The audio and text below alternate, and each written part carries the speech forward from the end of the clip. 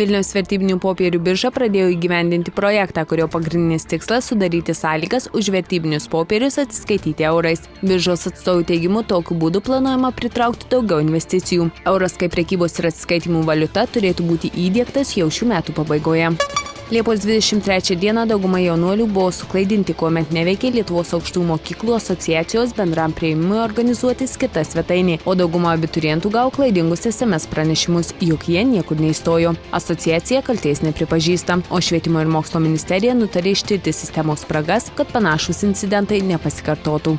Sveikatos apsaugos ministerijos atstovų teigimu, nuo šių metų koreguojamos higienos normų nuostatos. Esą anksčiau kai kuriuos reikalavimus atitikdavo tik viena kita įstaiga. Nuo šių metų atsisakyta rekomendacinio pobūdžio ir perteklinių nuostatų. Nebeliko kitais teisės aktais reglamentuojamų nuostatų.